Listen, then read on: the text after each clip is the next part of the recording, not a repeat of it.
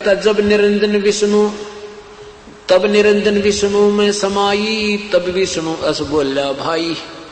कह विष्णु मौसम को आही, चार पदार्थ हमसे पाई, काम मोक्ष धर्मार्थ माही, चाहे जौन देऊ मैं ताही। कहते हैं चार मुक्ति है मेरे पास और चार पदार्थ हैं, अर्थ धर्म काम मोक्ष में जिसको दे दूं मेरे से बड़ा कोई नहीं और ज्योत निरंजन से ऊपर कोई प्रभु नहीं है।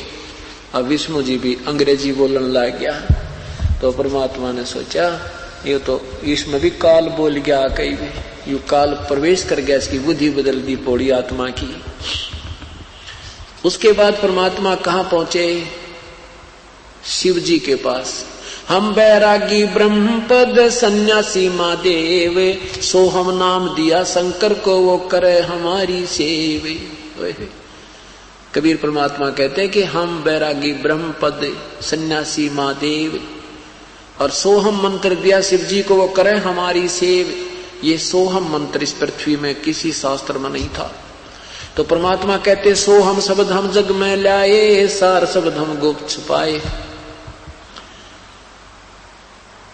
नामा छिपा ओम तारी, पीछे सोहम भेद विचारी, सार शब्द पाया जद लोई, आवागमन बौर ना होई।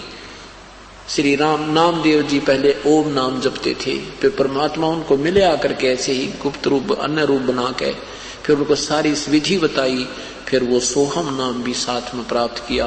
उसके बाद कहते हैं जब सार शब्द हमने उनको दिया तो नामदेव जी मुक्त हुए। जबकि पहले ओम नाम के जाप से भी बहुत सिद्धियां थी, मंदिर भी फेर दिया था, पत्थर को दूध भी पिला दिया था, लेकिन नामदेव की मुक्ति नहीं थी जब तक ये सार शब्द नहीं मिलता। अब पुण्यात्माओं यो ज्ञान इतना उलझ पुलझ हो गया कि अब ऐसा बताया जाए तो आम आदमी को स्वीकार्य नहीं होता, क्योंकि वो निराधार ज्ञान हमने लोक वेद गणा सुन रखा है। तो अब क्या बताते हैं?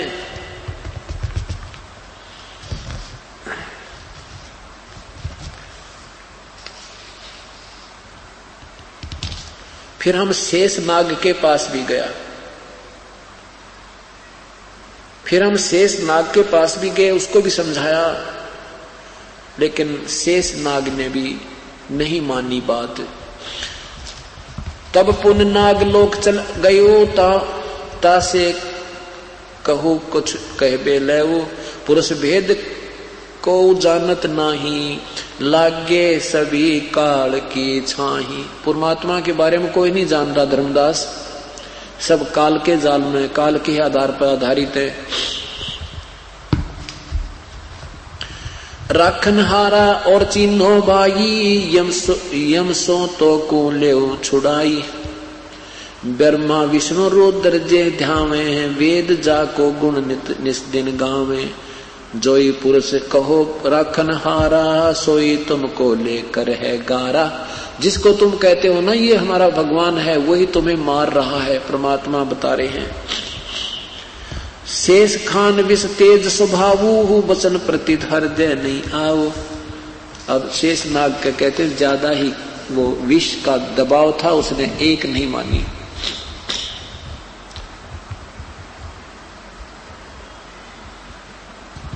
सुनो सुनो धर्मनी सुलक्षण नागर, सुनो सुलक्षण धर्मनी नागर, तब हम चल आए भवसागर। उसके बाद फिर हम नीचे आ गए इस पृथ्वी लोक पे आए। तब मृतमंडल माही, जीव पुरुष को देखा नाही, पुरुष जीव को देखा नाही। यहाँ कर देखा कोई परमात्मा को जानने वाला, पूर्ण परमात्मा के विषय में जानने वाला कोई पृथ्वी पर व्यक्ति नहीं है। किसको कहिए पुरुष उपदेशा, सो तो अधिक यम का भेसा। जो घातकता को विश्वासा, जो रख सकता ताही बोलने उदासा। जो घातक है, जो खा रहा है, जो मार रहा है, गधे कुत्ते बना रहा है, कोई बेटा मार रहा है, किसी की बेटी मार रहा है, किसी पुत्र मार रहा है, उसके ऊपर तुम विश्वास किए बैठे हो, और जो रक्षक है उसका विश्वास तुम्हें नहीं हो रहा। ताही जपे सोई घर धर खाई, तब हम शब्द चित आई। जीव मोह वस चीने नाही, तब अस भाव उपजा ही माही। परमात्मा कहते हैं धर्मदास, एक बार तो मेरे मन में ऐसा आया कि इस 21 ब्रह्मांड में आग लगा दूं और इन सब जीवों को ले चलूं, लेकिन फिर अपना ही वचन याद आ जाता है कि ये फिर फाउल पॉइंट है। अब देखो ये मोह ममता में, ये नकली मोह ममता में फंसा के ये भोली आत्मा मुझे पहचान नहीं रही है, और इसने इतना दबाव दे रखा है पुण्यात्माओं को, इनको नकली लालच लोभ दे रखा झूठा, और इसमें ये मुझे पहचान नहीं पा रहे। तो इस प्रकार मन में आया कि इसको आग लगा दूं सारे, लेकिन फिर मन में आता है कि नहीं, ये मेरा ही वचन भंग होता है।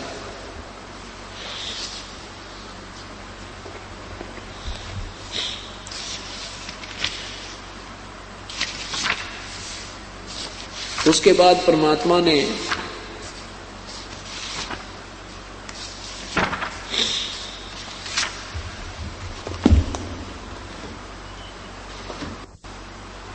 कहा कि धर्मदास, जब मैं यहां पर आया तो मुझे कोई भी परमात्मा के विषय में जानने वाला प्राणी नहीं मिला।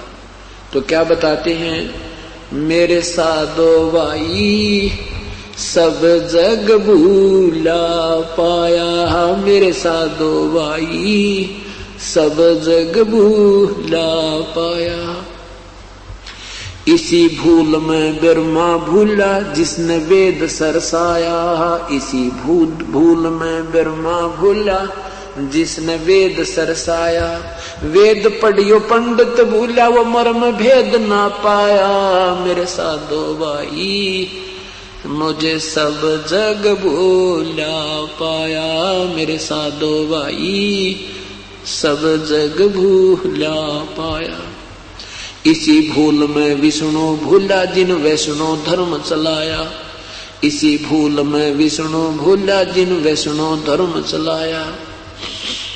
तीर्थ व्रत का बांध महात्म बहुविध जीव फसाया, मेरे साधो भाई सब जग भूला पाया, मेरे साधो भाई सब जग भूला पाया। इसी भूल में शंकर भूला जिन भिक्षुक पंथ चलाया, इसी भूल में शंकर भूला जिन भिक्षुक पंथ चलाया। सिर पर जटा हाथ में खप्पर ये घर घर अलख जगाया, मेरे साधो भाई मोहे सब जग भूला पाया, मेरे साधो भाई सब जग भूला पाया। इसी भूल में भूले मच्छंदर जिन संगल दीप बसाया, इसी भूल में भूले मच्छंदर जिन संगल दीप बसाया। विषय वासना के वश होकर अपना योग नसाया, मेरे साधो भाई सब जग भूला पाया, मेरे साधो भाई सब जग भूला पाया। इसी भूल में मोहम्मद भूला जिन न्यारा धर्म बनाया, इसी भूल में मोहम्मद भूला जिन न्यारा धर्म बनाया।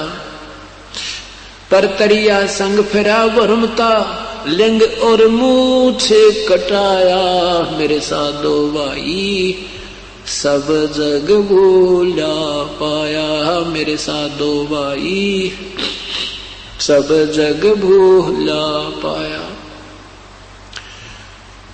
कह कबीर सुनो भाई साधो इस भूल का मर्म ना पाया, कह कबीर सुनो भाई भूल का भेद ना पाया।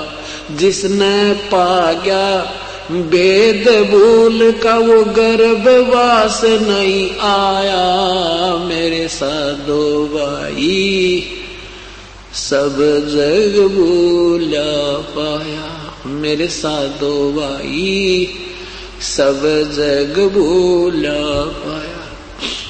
तो क्या बताते हैं धर्मदास, जब मैं यहाँ आया तो मुझे कोई भी जीव परमेश्वर के विषय में जानने वाला नहीं मिला। ब्रह्मा विष्णु महेश आदि जिनको तुम पूर्ण प्रभु मानते हो, इनको भी कोई तत्व ज्ञान नहीं था, और न ही मोहम्मद जैसे साधकों को और न ही मच्छंदर जैसे नाथों को भी कोई ज्ञान नहीं था। और जिसको ये तत्व ज्ञान हो गया फिर वो जन्म मृत्यु में नहीं आता, पवित्र गीता जी के अध्याय नंबर 7 के मंत्र नंबर 29 में कहा है, श्लोक नंबर 29 में कहा है कि जिसको पूर्ण आध्यात्मिक ज्ञान हो जाएगा, अर्थात जो तत्व ज्ञान से परिचित हो जाएगा, और मैं जो संकेत कर रहा हूं गीता जी के अध्याय नंबर 4 के मंत्र नंबर 34 में कि परमात्म तत्व के बारे में किसी तत्व ज्ञान दर्शी संत से पूछो, फिर वो जैसे विधि बतावे फिर वैसे भगवान वो ऐसे इस मेरी बात पर आधारित होकर इस ज्ञान को जो परख लेगा, समझ लेगा, किसी तत्वदर्शी संत की तलाश कर लेगा और वो उस परमात्मा को जान लेगा, फिर वो जरा और मृत्यु से ही छूटने का प्रयत्न करता है, वो फिर यहां संसार में नहीं रहेगा। यही परमात्मा कहते हैं कि जिनको इस भूल का भेद मिल गया कि हम कैसे चक्कर में पड़े हुए हैं, आज पता है, आज हम सोचते हैं ये पुत्र मेरा है, ये पुत्री मेरी है, ये पति मेरा है, ये पत्नी मेरी है, ये कार मेरी है या कोठी मेरी है, कल मृत्यु हो जाती है, हमारा कुछ भी नहीं है। तो ये भूल जब हमारे हृदय से हट जाएगी, कहते हैं फिर यहां से फिर कोई यहाँ की वस्तु नहीं मांगता, जन्म और मृत्यु से छूटने का प्रयत्न करता है। अब 7वें अध्याय का 29वां श्लोक देखिए।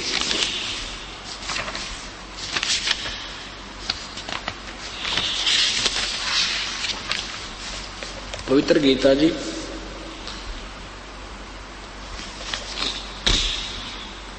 ये देखना, अध्याय नंबर 7 का मंत्र नंबर 29।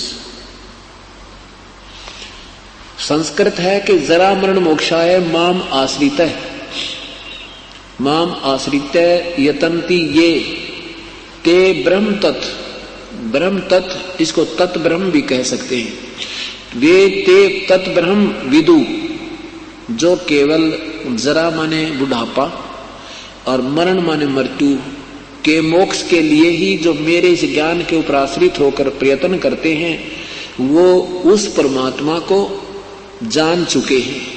और कृष्णम माने सारे अध्यात्म कर्मम चाहे अखिलम, और सारे अध्यात्म कर्म यानी यहाँ के जो भक्ति ज्ञान को समझ चुके हैं, वो ही जन्म मृत्यु से छूटने का प्रयत्न करते हैं।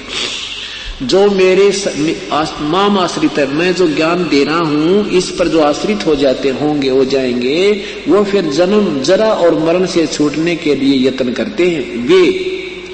वे साधक तत् ब्रह्म, तत् माने उस, ब्रह्म माने ब्रह्म को, उस ब्रह्म को, वो तत् ब्रह्म यानी पूर्ण परमात्मा को, परम अक्षर ब्रह्म को और संपूर्ण अध्यात्म जानते हैं, और मृत्यु से ही छूटने की अर्ज प्रार्थना और प्रयत्न करते हैं। अब देखो वही परमात्मा आप बता रहे हैं, वही वेद हमारे सदग्रंथ बता रहे हैं। तो तीसरे में क्या लिखा है, अब 7वें अध्याय का 30वां श्लोक, ये केवल 7वें अध्याय में 30 मंत्र है, उसके बाद 8वां प्रारंभ होता है। इसमें लिखा कि जो अधिभूत अधिदेव सहित तथा अधियद सहित मां मुझे अंत काल में भी जानते हैं, वे युक्त चित्त वाले जो मुझे ही जानते हैं। कहते हैं एक तो दो बात कही है कि एक तो जो पूर्ण आध्यात्मिक ज्ञान को समझ जाते हैं वो तो यहां से छूटने की प्रयत्न करते हैं, और जो केवल अपने निष्कर्ष से मुझे ही भगवान माने बैठे हैं वो मुझे ही जानते हैं और नहीं जान पाते, वो मेरे जाल में रह जाते हैं। यही गीता जी के अध्याय नंबर 15 के मंत्र 16 और 17 में पूरी सतीथि बताने के उपरांत कि वो परमात्मा कोई और है, वही पूजा के योग्य है, वही सबका पालन करता है और वही जो है सर्वशक्तिमान है, वही वास्तव में पुरुषोत्तम है। तो 15वें अध्याय के 18वें श्लोक में लिखा है कि मेरे को तो लोकवेद के आधार पर पुरुषोत्तम मानते हैं, क्योंकि मैं 21 ब्रह्मांड के अंदर जितने प्राणी मेरे अंतर्गत आते हैं मैं उनसे तगड़ा हूं, इसलिए मुझे पुरुषोत्तम मानते हैं, पर वास्तव में मैं पुरुषोत्तम नहीं हूं। तो इसका यही अर्थ दिया है कि जो मेरे तक सीमित मानते हैं, मुझे ही समर्थ मानते हैं, वो मेरे तक ही सीमित है, और जो उस तत्व ब्रह्म को जानते हैं वो फिर जन्म मृत्यु से छूटने का ही प्रयत्न करते हैं। अब 8वें अध्याय के प्रथम मंत्र में, क्योंकि तरती वाइज ज्ञान है, तरती वाइज बिल्कुल तरतीवार, ये 30वां अध्याय 7वें अध्याय का 30वां श्लोक समाप्त हो गया कि वो तो केवल मुझे ही जानते हैं, जो केवल मेरे में ही लीन है, मेरे तक ही सीमित हैं, मुझे ही सब अधिदेव अधियज आदि मानते हैं वो तो मेरे तक ही सीमित हैं। अब 8वें अध्याय के प्रथम मंत्र में अर्जुन ने पूछा कि भगवान फिर कौन है, वो क्या है वो तत्ब्रह्म? किम तत्ब्रह्म किम अध्यात्म किम कर्म पुरुषोत्तम अधिभूत च किम प्रोक्तम अधिदेवम किम उच्यते। किम तत्ब्रह्म, वो तत्ब्रह्म, वो ब्रह्म तत्व, वो परमात्मा कौन है, और के ये अध्यात्म है, के अधिदेव है, क्या अधिभूत है। इसका तीसरे मंत्र में तीसरे श्लोक में जवाब दिया है। भगवान ने कहा है कि अक्षरम परम अक्षरम ब्रह्म परमम, ये लिखा है परम अक्षर ब्रह्म है वो, परमम अक्षरम ब्रह्म, वो परम अक्षर ब्रह्म है। तत्ब्रह्म कौन है? वो परम अक्षर ब्रह्म है। अब स्पष्ट कर दिया कि गीता बोलने वाले प्रभु से कोई और परमात्मा है जो पूजा के योग्य है। उसका ज्ञान, उसके गुण से परिचित होने के उपरांत प्राणी यहां नहीं रहेगा, वो फिर पार हो जाएगा, यहां से निकल जाएगा।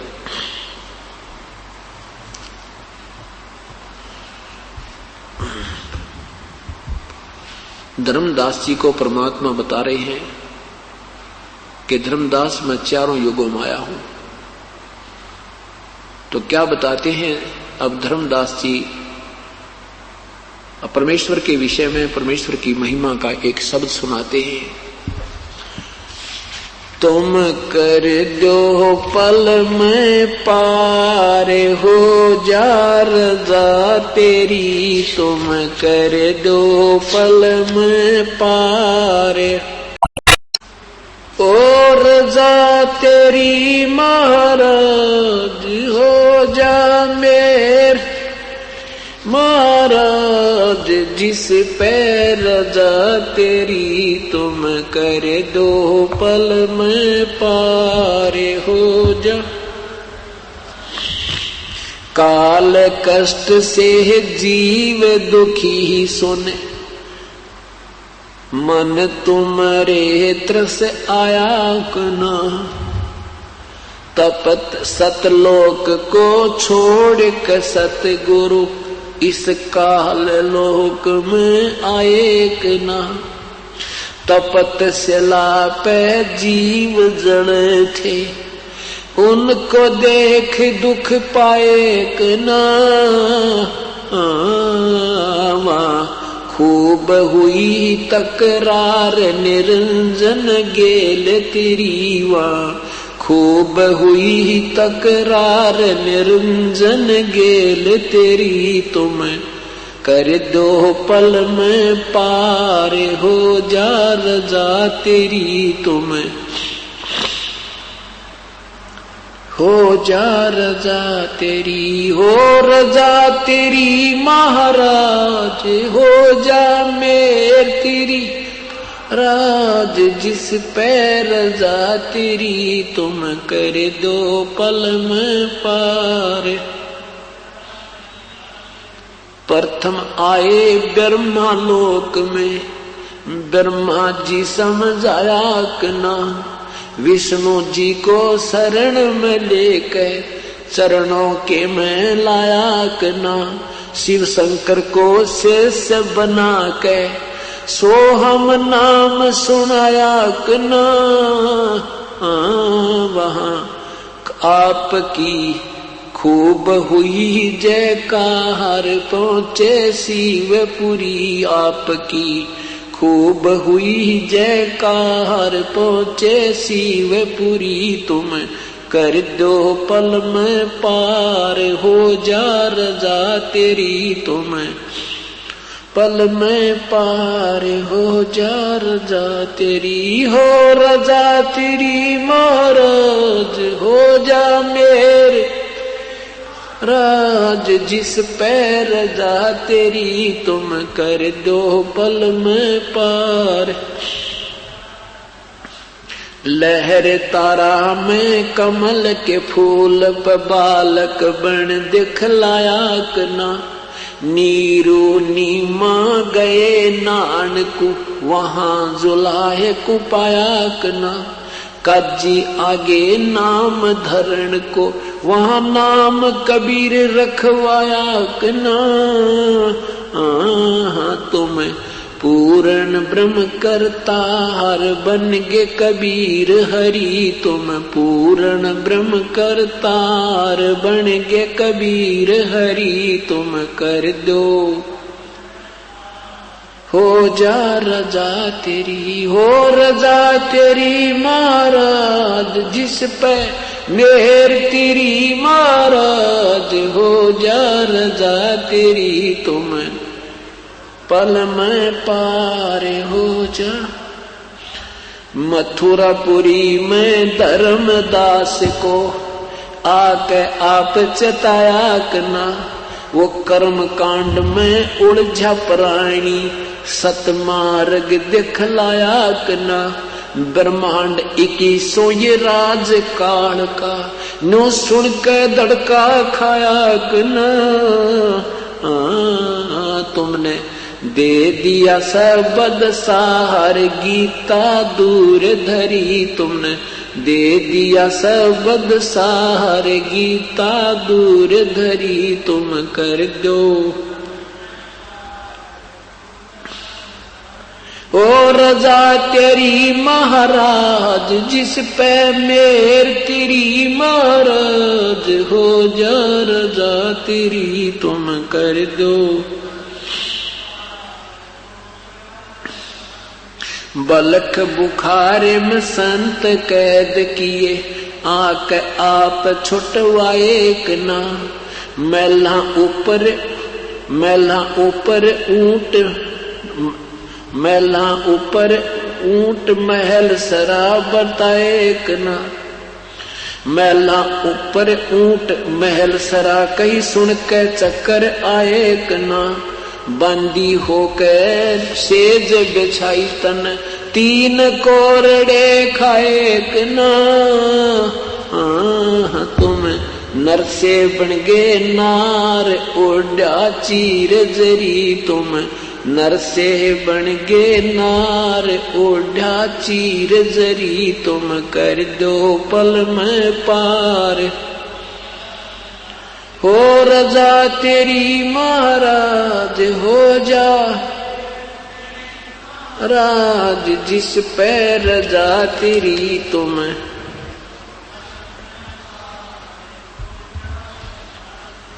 ओ तुम कर दो पल में पार, हो जा रजा तेरी।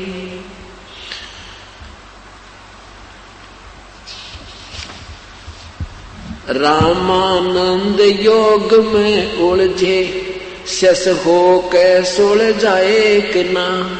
सुपच सुदर्शन को शरण में लेके अपने वचन निभाए कि ना। नीरू निमा उसके मात पिता थे, वो बेटा बन मुक्ता एक ना। जीवा दत्ता की सूखी डार कर दी हरी भरी, जीवा दत्ता की सूखी डार कर दी। तुम कर दो पल में पार, हो जा रजा तेरी, तुम जिस पे रजा तेरी, हो रजा तेरी महाराज, हो जा मेर तेरी महाराज, जिस पे रजा तेरी, तुम कर दो। गरीबदास गए गऊ चरावण, दूध के प्याले पिए कना। छोड़ानी में ग्रंथ की रचना कर, सारे भेद दिए कना। राम देवानंद संत आपके अपनी शरणा लिए कना। दिया राम पाल उदार देक शब्द जड़ी दिया। राम पाल उधार देक शब्द जड़ी। तुम कर दो पल में पार, हो जा रजा तेरी, ओ रजा तेरी महाराज, जिस पे मेर आज जिस पे रजा तेरी तुम कर दो पल में, सत साहिब।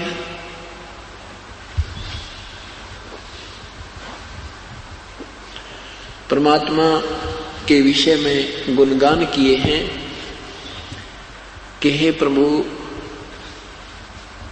हम तो आपके साथ बहुत दुर्व्यवहार करके आए थे और फिर भी आपने अपनी अंश आत्माओं पर रहम आया।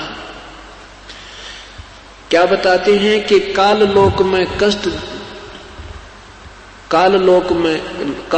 से जीव दुखी सुने, काल कष्ट से जीव दुखी सुने, तुम्हारे मन तरस आया कि ना। आपके मन में देख फिर भी हमारे प्रति इतना रहम आया मेरे प्रभु। और सतलोक न छोड़कर परमेश्वर इस काल लोक में आया कि ना।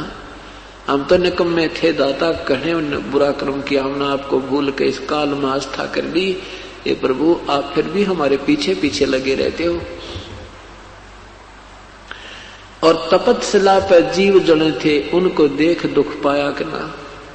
पुण्यात्मा, अपना पुत्र या पुत्री कितनी ही गलती कर दे माता पिता, उसके दुख में फिर भी दुखी रहते हैं।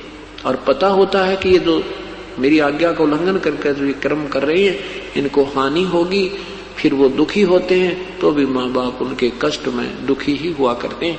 ऐसे परमात्मा हमारे लिए भ्रमते भटकते रहते हैं और फिर भी हम इस परमेश्वर पर विश्वास नहीं कर पाते, क्योंकि काल हमें ज्यादा जो है भ्रमित किए हुए। क्या कहते हैं, अनंत कोट बाजी जहां हम रचे सकल ब्रह्मंडे, गरीबदास हम के करें यू काल करे जीव खंडे।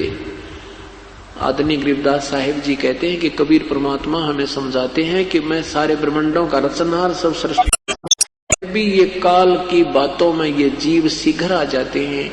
ये झूठा लालच देकर काल से, ये काल के दूत, ये अन्य नकली संत मेरे जीव आत्माओं को मेरे से तोड़ ले जाते हैं, मेरी मर्यादा से बाहर कर देते हैं। तो गरीबदास कबीर साहब कहते हैं कि इब मैं के करूं यू काल करे जीव खंडे।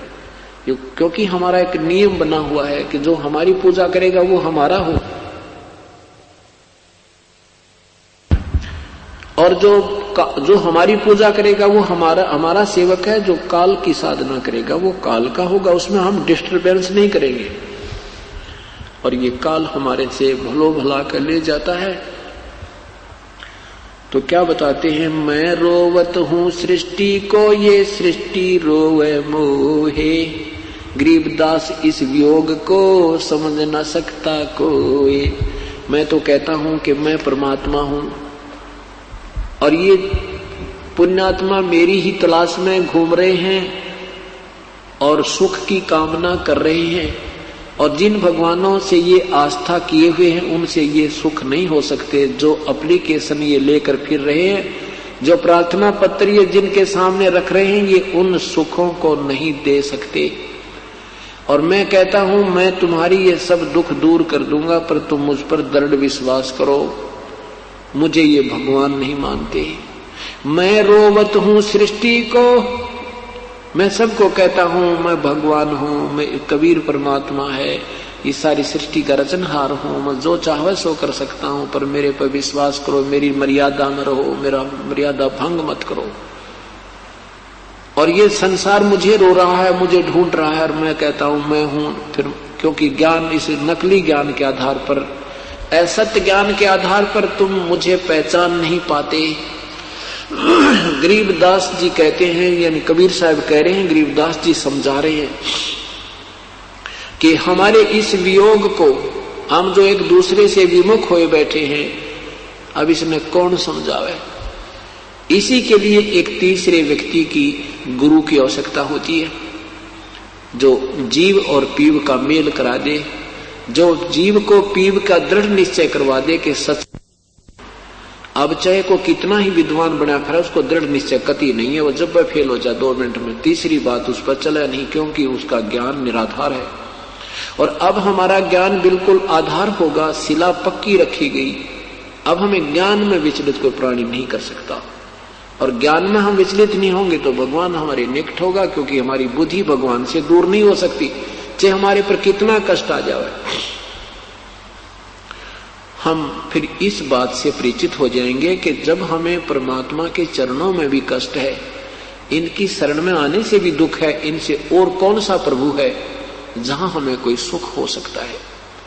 इतना दृढ़ विश्वास और इतना पूर्ण निर्णय हो जाएगा। जैसे जो पुण्यात्मा इस तत्व ज्ञान से परिचित हो जाएंगी, फिर वो विचलित नहीं हो सकते, उनको पृथ्वी पर और सहारा नजर नहीं आएगा। कैसे हो जाएंगे? बंदी छोड़ दयाल जी तुम लग हमारी दौड़े, जैसे काग जहाज का अब तक न दूजी ठोरे। अब क्या याद दिलाते हैं परमात्मा के जब पूर्ण ज्ञान तुम्हें हो जाएगा, फिर मेरे अतिरिक्त तुम्हें इस पृथ्वी पर कोई भगवान नजर नहीं आएगा जिसका तुम सहारा तकने चल पड़ोगे, और तब ही मैं तुम्हें पार करूंगा। अब क्या बताते हैं कि जैसे समुद्री जहाज के ऊपर एक कौवे बैठकर चले जाते हैं और वो यात्री खाना खाते हैं, उन कौवों को टुकड़ा डाल देते हैं, वो उसके साथ चले जाते हैं और उसी में बैठकर वापस आ जाते हैं। तो जहाज के चालकों को उन कौवों से एक और काम लेना होता है कि रात्रि के समय 100-150 से 200 किलोमीटर यात्रा कर लेते हैं, तो सुबह जब सूर्य उदय होता है तो यात्री, उस समय के पहले के यात्री और वो चालक असमंजस में पड़ जाते थे कि हमारी दिशा सही है कि नहीं, क्योंकि उस समय ये इतने अच्छे इंस्ट्रूमेंट नहीं थे। उसमें दिशा सूचक होते थे जो कई जगह ऐसे चुंबकीय चट्टानें आ जाती थी जिसके कारण वो डिस्टर्ब हो जाते थे, दिशा बदल जाते थे। और अपने दिशा सूचक को चेक करने के लिए, उसकी परख करने के लिए उस कौवे का सहारा लेते थे। कौवे में परमात्मा ने ऐसी शक्ति दी है कि जब वो जहां से वो उठाया जाएगा तो वो वहां उसी दिशा को चलता है जिस दिशा से वो चले थे। तो जहाज के जो चालक है वो क्या करते थे, उस कौवे को डला मार देते, पत्थर मारते, उसको जहाज से उड़ा देते, विवश कर देते उड़ने को। वो फिर उस दिशा में चलता जिस दिशा से वो आए थे, जहां से चले थे। पूर्व से चले थे तो वो पूर्व की तरफ ही उड़ेगा, सीधा उड़ेगा। तो इससे वो अपना आइडिया लगा लेते हैं कि हम ठीक चल रहे हैं, फिर अपने जहाज को सेट कर देते।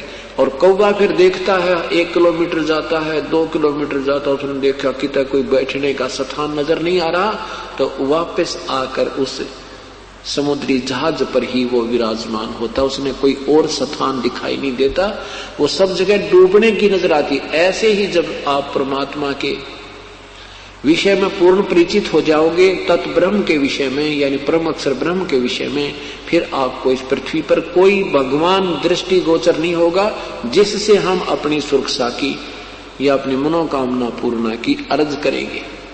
वो सब डूबने वाले होंगे, उस समुद्र के जल की तरह होंगे, वहां केवल जहाज ही सपोर्ट होगा।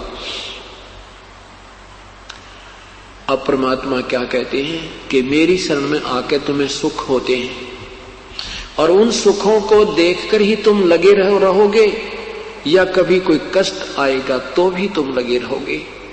तो उसके विषय में क्या बताते हैं परमात्मा, भक्ति भाव भादव नदी ये सभी चल गराए, श्रीता सोए जानियो जो जेठ मास ठहराए।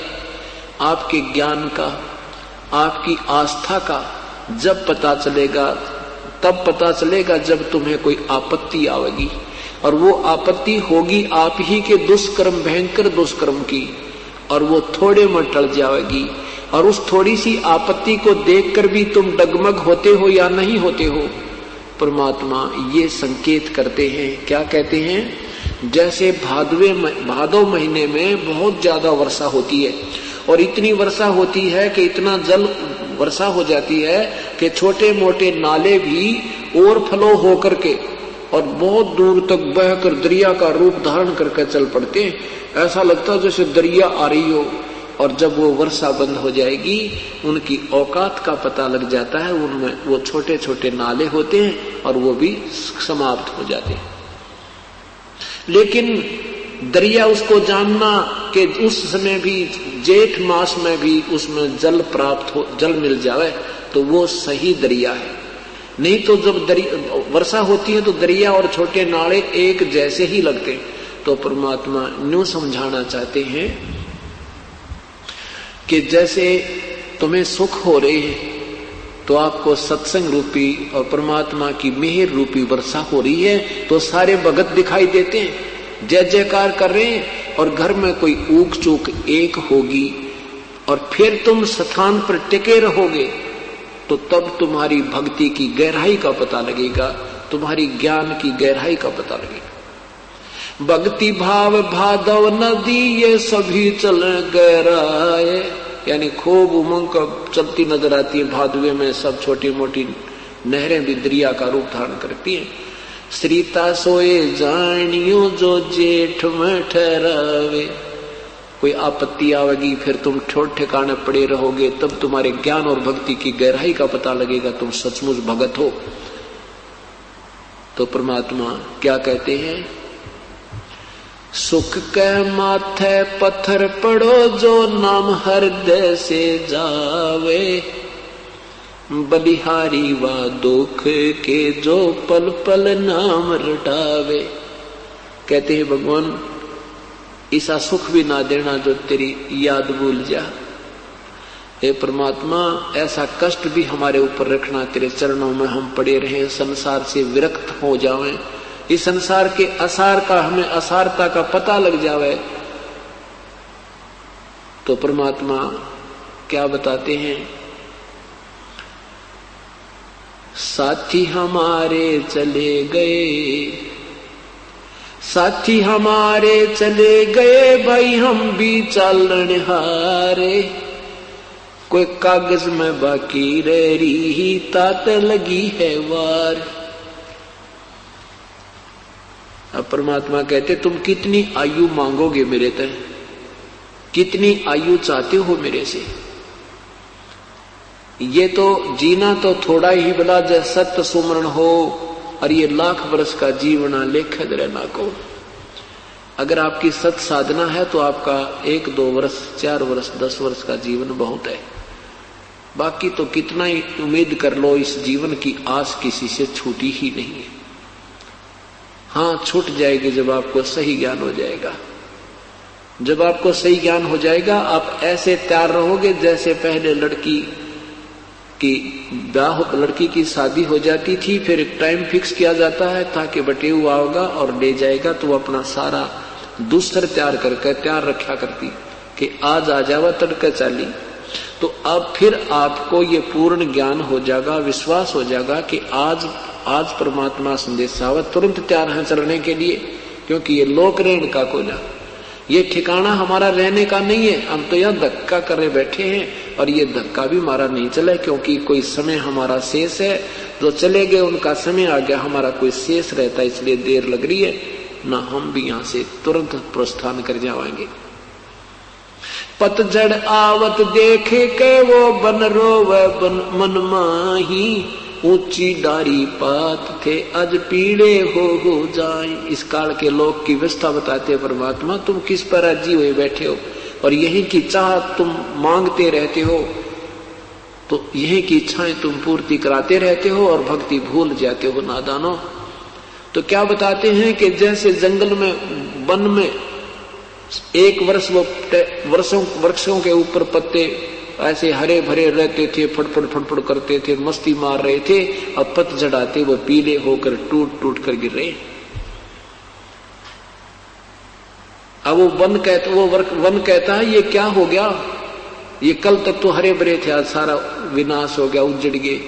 ऐसे ही परमात्मा कहते जब महाप्रलय होगी या कोई ना पावे। पात झड़नता यूं कहे सुन भई तरवर राय, अब के बिछड़े ना मिले न जन कहां गिरेंगे जाए। एक घर का सदस्य बिछड़ता हुआ कह रहा है कि इब्ने भगवान ना मेरा कहाँ जाना होगा। उसको सांत्वना दिलाने के लिए एक वन और पत्ते का, एक वृक्ष और पत्ते का उदाहरण प्रभु पेश करते हैं। तो क्या कहते हैं, पात तरवर कहता पात से सुनो पात एक बात। तरवर वृक्ष कहता है उस पत्ते पे जो टूट के गिर रहा है और माड़ा मन करता है कि ना मेरा कित गिरूंगा जाके, अर्थात मनुष्य जाता हुआ यहाँ से प्राणी प्राण छोड़कर, जीव शरीर छोड़कर, तो वो कहता है ए भगवान ना मेरा कित कौन सी जुर्नी में जाऊंगा। तो उसको सांत्वना दिलाने के लिए क्या कहते हैं, परमात्मा कबीर साहब याद दिलाते हैं एक उदाहरण पेश करके। तरवर कहता पात से सुनो पात एक बात, या की या है रीति है एक जावे एक आत। कि एक जा रहा, यहाँ की तो ये रिवाज है, एक मर गया एक जन्म हो गया, एक मर गया एक मृत्यु और जन्म हो रहा है, ये तो यहाँ से ऐसे ही इसका यहाँ की रीति रिवाज है। फिर कहते बेटा जाया खुशी हुई भाई खूब बजाए थाल, आवन जावन लगा हुआ है जो कीड़ी का नाल। पुत्र होता है राजाओं के तो ढोल बाजे बजाते हैं, गरीब आदमी का पुत्र होता है तो थाली पीटते हैं, अपनी उससे खुशी प्रकट करते हैं। परमात्मा कहते हैं क्या का ऊपर खुशी मना रहे हो, ये तो आना जाना लगा रहा है जैसे कीड़ी का नाड़, कीड़नाड़ होता है, हजारों कीड़ी लाखों इधर जा रही है लाखों इधर आ रही है। कहते ये तो यहाँ का रोज का काम है। उसके लिए परमात्मा हमें याद दिलाते हैं। साथी हमारे चले गए हम भी चालन हारे, कोई कागज में बाकी रह रही तात लगी है वारे। आए हैं सो जाएंगे ये राजा रंक फकीर, एक सिंहासन चढ़ चले एक बांधे जंजीर। जाना तो सभी ने पड़ेगा, लेकिन जाने जाने में बहुत अंतर है। एक तो दोषी की तरह पकड़ कर ले जाएंगे यम के दूत जिन्होंने सत भक्ति नहीं की, और एक परमात्मा लेकर जाएगा जिन्होंने सत साधना मर्यादा में रहते हुए की है। तो इस प्रकार प्रभु हमें याद दिलाते हैं कि यहां संसार में हमने चलने की तैयारी पूरी रखनी चाहिए। हमने यहां से चलने की पूरी तैयारी रखनी चाहिए, बिल्कुल कल के लिए नहीं छोड़ना चाहिए। अपनी भक्ति करो और डट के करो, सच्चे हृदय से करो, थोड़ा ही समय वो सत सुमरण बहुत हो जाता है। क्या बताया है कि मौखिक जाप 1000 बार और मानसिक जाप 1 बार, मानसिक जाप 1000 बार और श्वास का सिमरन 1 बार, विधिवत मर्यादा में रहते हुए पूरे संत से प्राप्त करके। तो कितना हो गया, एक श्वास का जाप, एक मौखिक जाप, 1000 से 1000 गुना करके देखो 10 लाख। एक श्वास के सिमरन का एक 10 लाख के तुल। जैसे ओम यू कहता है ना, ब्रह्म कहता है मेरा तो ओम नाम है, उच्चारण करके सिमरण करने का कारण तो उल्टा खूटा ठोकना कि ये इतनी भक्ति करने जो यही चक्कर में पड़े रहे और यही की साधना प्राप्त हो जाए। इसने वही मार्ग बताया, ओम ओम ओम ओम। जैसे महर्षि वाल्मीकि जी ओम ओम ओम मैं ओ ऐसे करने लगा, तो उल्टा नाम जप्या जग जाना, वाल्मीकि भय ब्रह्म समाना। राम राम नहीं जप्या था वाल्मीकि जी ने, नहीं, क्योंकि ये ओम नाम नहीं कहा जाता। उपदेशी को नहीं कह सकता ओम नाम जप ले, या ये भी नहीं कह सकता वो ओम ओम जप रहा है, ये भी नहीं कहा जाता था। मर्यादा से हम दूर हो चुके हैं। वो तो साधक ही अपना मुख से जाप करता है और दूसरा कहता भी राम राम जप ले, राम राम कर, राम राम यानी राम का नाम जप। राम का नाम ये ओम मंत्र है, इस ब्रह्म तक के नाम का। और उस परमात्मा का नाम है वो 2 मंत्र का, 3 मंत्र का, ओम तत् सत, वो राम नाम है। तो यहां ओम ओम करके 10 लाख बार, और श्वास से जो हम विधिवत, क्योंकि अधिकारी बिना ये मंत्र काम नहीं करता, श्वास से जो ये दास आपको नाम देगा वो एक बार 10 लाख जैसे नाम का आपका काम करेगा। इतने धनी हो जाओगे तुम। एक तो 80 रुपए कमावे एक मजदूर, और एक फैक्ट्री का मालिक 10 लाख रुपए रोज उठाता है एक दिन की कमाई। तो ऐसे आपको ये धनी बनाने के तरीके बताए परमेश्वर ने। आपको यहाँ बार बार बुलाया जाता है तो आपको एक कदम यहाँ तक रखोगे विधिवत सच्चे हृदय में, एक कदम की कीमत आपको कहते एक यज्ञ के तुल्य होती है। हम बहुत युगों के ऋणी हो चुके, इन सब ऋणों से मुक्त इस तरीके से हुआ जाएगा। तो क्या बताते हैं, कहता हूं कई जाते हूं, कहूं बजा के ढोले, श्वास जो खाली जाते हैं ये 3 लोक का मोल। आदरणीय गरीबदास साहिब जी अपने परमेश्वर की महिमा अनुसार ज्ञान बताते हैं। इस सत्य नाम को जो 2 मंत्र का होता है, सत्य नाम पालड़े रंग होरी हो।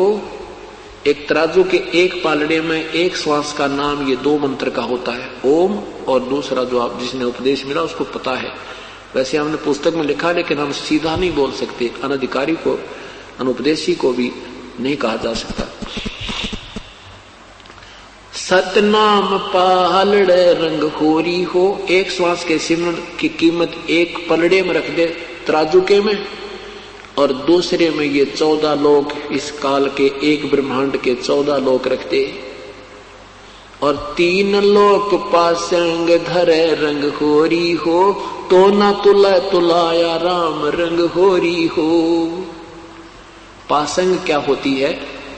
जो तुला होती है, तुला वो तराजू में कुछ डिफेक्ट होता है, उस अनबैलेंस्ड को बैलेंस करने के लिए जो सौदा तोला जाता था, जैसे कनक तोलते थे या गुड़ तोलते थे, गेहूं तोलते थे, तो उस गेहूं का ही कुछ हिस्सा बट्टों की तरफ रख लेते थे ताकि वो बैलेंस बनाने के लिए, फिर बट्टे उस साइड में रख देते थे, और शेष सौदा फिर दूसरे उस तराजू से उस तक पलड़े में रख रख के तोला जाता था। तो परमात्मा कहते हैं ये 3 लोक जिन पर ब्रह्मा विष्णु महेश मालिक हैं, इन तीनों लोकों को तो तराजू के पासिंग बनाने के लिए, बैलेंस करने के लिए रख दे, और 14 लोक एक तरफ चढ़ा दे, तो ना वो कीमत परमात्मा के एक नाम की ज्यादा है, वो पलड़ा भारी रहेगा। ये 14 लोक का पलड़ा भी, भवन का 14 द्वीप का ऊपर उठ जाएगा, ये 14 लोक भी ऊपर उठ जाएंगे, अर्थात इतनी कीमत है। तो पुण्यात्मा ये देखना आप ऋणी कितने हो। इतना सिमरण, एक सिमरण जो आप कर रहे हो उसके बाद भी अभी आप ऊपर को नहीं चल पा रही है आपकी आत्मा, तो आप कितना ऋणी हो। और ये ऋण ही उतारने से यहाँ से चला जाएगा, नहीं तो कोई तरीका नहीं है, चाहे कोई कितनी बात बना दे। हाँ ठीक है, यहाँ से नाम कट जाएगा, दूसरे स्थान पर जाने लग जाएगा, उसमें इस कमाई से सिद्धि आ जाएगी, वो कित और जंतर मंत्र करने लग जाएगा, उससे लाभ दुनिया को होने लग जाएंगे, लेकिन वो स्वयं नरक में जाएगा। वो कमाई इकट्ठी करी थी वो झाड़ जाएगा, दुनिया में महिमा भी बन जाएगी, लेकिन 84 लाख योनियों का पात्र हो जाएगा। ये बहुत भयंकर जाल है। इसका एक ही तरीका बताया है,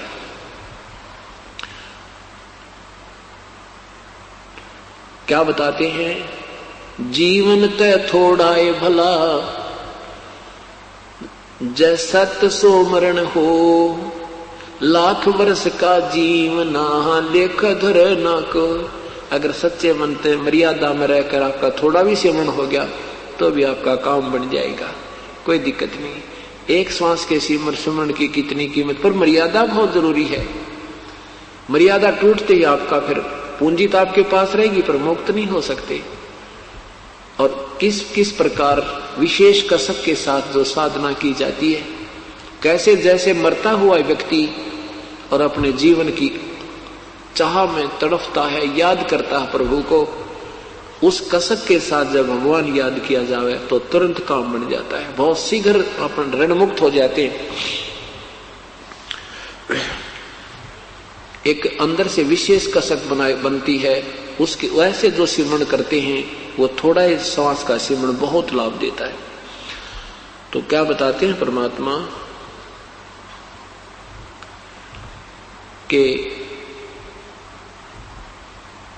जब हम यहां से चलेंगे तो काल का ऋण देना होगा। गीता जी के अध्याय नंबर 18 के मंत्र नंबर 66 में कहा है कि सर्वधर्मान परित्यज माम एकम शरणम व्रज। सभी मेरे लेवल की जो धार्मिक पूजाएं तूने की हैं, ओम नाम का जाप और ये यज्ञ धर्म ये पुण्य जो हम कर रहे हैं, ये काल को यहीं छोड़ देना हमने, ये नहीं हम हमारे साथ जाएंगे। लेकिन इस बिना हम छूटे भी को ना। ये कहता है कि मेरे जो लेवल की पूजा है वो मुझ में छोड़ दे, मेरे को दे दे, मैं तुझे ऋण मुक्त कर दूंगा। क्योंकि हम क्या करते रहे, ऋषि बनकर या जैसे साधना करके ओम ओम का नाम जाप करके महास्वर्ग में चले गए, फिर स्वर्ग में चले गए, अपनी पूंजी की मलाई खा ली और पाप न्यो के न्यो रह गए। और उन पापों को कुछ नरक में भोगा, कुछ 84 लाख योनि में भोगा, फिर भी ऋणी के ऋणी हम रहे। तो अब हम इस पूंजी का दुरुपयोग नहीं करेंगे, ना हम महादेव बनेंगे, ना हम ब्रह्मा विष्णु महेश की पदवी पाएंगे, और न ही हम यहाँ पृथ्वीपति बनेंगे।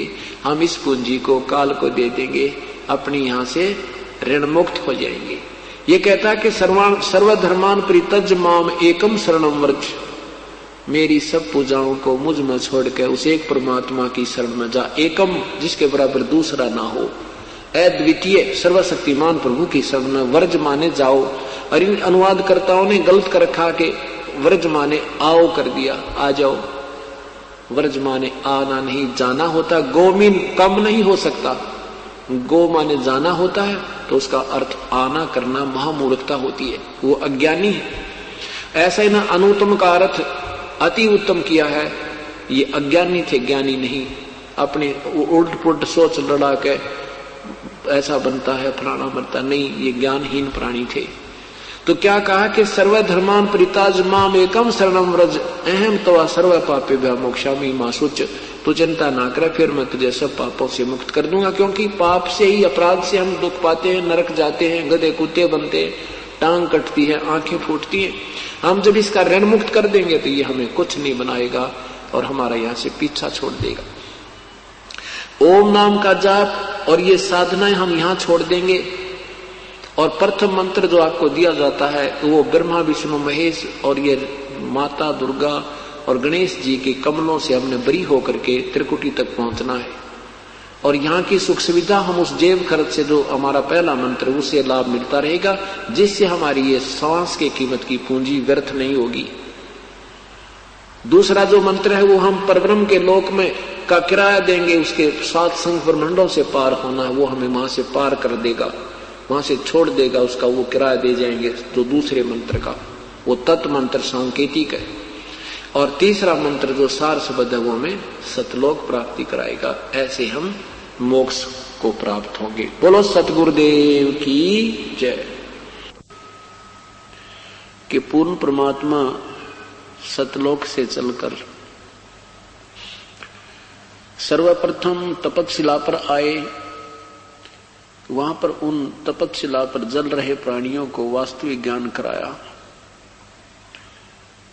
उसके बाद ज्योति निरंजन काल के साथ परमेश्वर की तकरार हुई, वाद विवाद हुआ।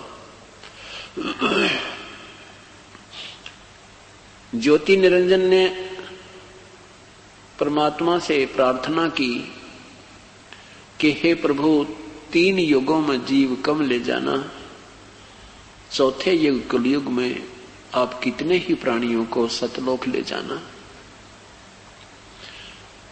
परमात्मा ने उसको ये वचन दे दिया कि ठीक है, सतयुग त्रेता द्वापर में मैं कम प्राणी ले जाऊंगा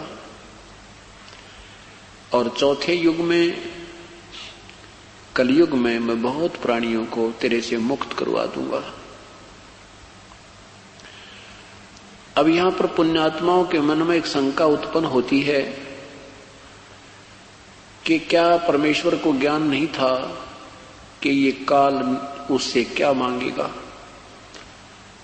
क्या उनको ये पता नहीं था कि वो ये मांगेगा कि 3 युगों में जीव कम ले जाना और चौथे युग कलयुग में कितने ही प्राणियों को मुक्त करा ले जाना?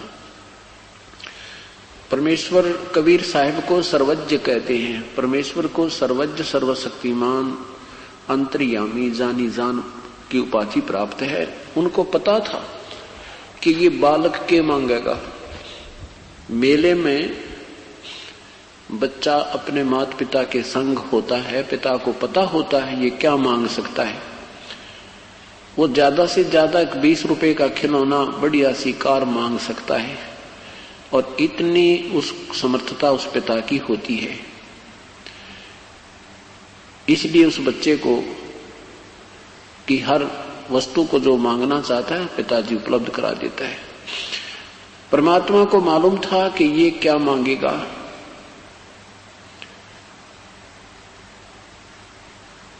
और उनको ये भी मालूम था कि 3 युगों में ये प्राणी घने दुखी ना हुए, और चौथे युग में इतने परेशान हो जाएंगे कि तौबा बोल जाएंगे, और जिस साधना को ये कर रहे होंगे उससे उनको कोई लाभ नहीं होगा। फिर ये मेरे उस हंस के पास या स्वयं परमात्मा आएंगे, उनके पास आएंगे, और आते ही उनको वो सुख होंगे जिनकी उनको तलाश थी। फिर वो समझ जाएंगे परमात्मा कौन और कैसा है। क्योंकि सतयुग के अंदर 1 लाख वर्ष की आयु मनुष्य की होती है। उसमें इतना सुंदर शरीर, इतना सुदृढ़ शरीर होता है, बहुत लंबा चौड़ा, कम से कम 30-35 फुट ऊंचाई एक मनुष्य के शरीर की होती है, और बहुत तगड़ा शरीर होता है, स्वस्थ शरीर होता है, शुद्ध विचार होते हैं, राग द्वेष और ये विषय वासना उसमें ज्यादा नहीं होती। फलदार वृक्ष होते हैं, कोई विशेष काम करने की आवश्यकता प्राणी को नहीं होती। पूरे पृथ्वी के ऊपर घने जंगल होते हैं और फलदार वृक्ष अधिक होते हैं।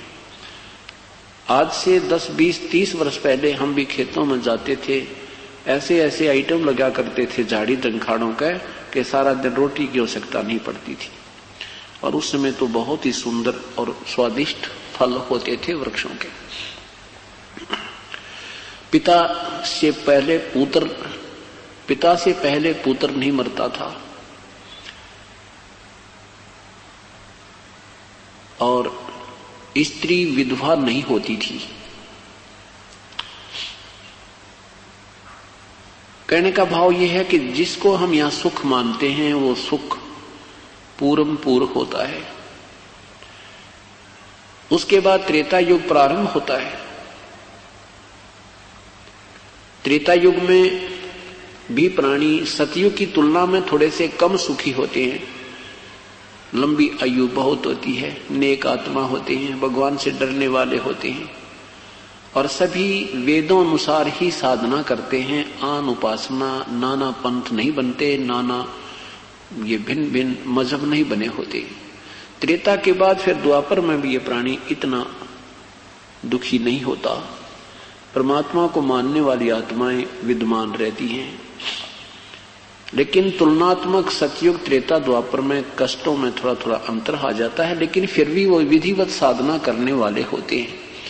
और जो पुण्यकर्मी प्राणी होते हैं उन्हीं को इन तीनों लोकों में जन्म प्राप्त होता है। सबसे ज्यादा पुण्यकर्मी प्राणी सतयुग से प्रारंभ होते हैं, फिर भी उनके शेष जीवन रहते हैं सतयुग त्रेता द्वापर में भी वो प्राणी आते रहते हैं। और जब तक वो कलयुग में पहुंचते हैं, कुछ ऐसी भी पुण्यात्मा हैं जो बार रह कर उनको मनुष्य जीवन भी मिलता रहता है।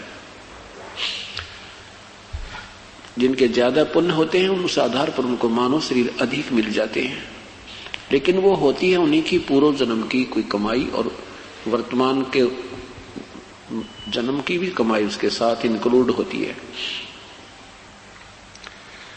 परमात्मा को पता था कि ये 3 युगों में जीव इतने कष्ट में नहीं उठाएंगे जितना कि कलयुग में होगा।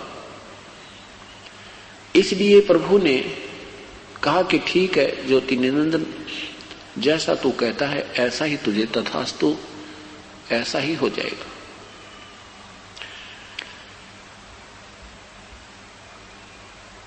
अब कलयुग में क्या होगा? काल ने कहा था प्रथम अंश हमा, प्रथम दूत प्रगटे मम जाई, पीछे अंश तुम्हारा आई।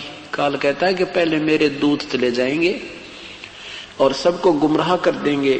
देवल धाम और देव पुजाई, जाओ ज्ञानी संसारा, जीव ना माने कहा तुम्हारा। बेशक जाओ जोगजीत, तू संसार में कोई भी प्राणी तेरी बातों को नहीं मानेगा।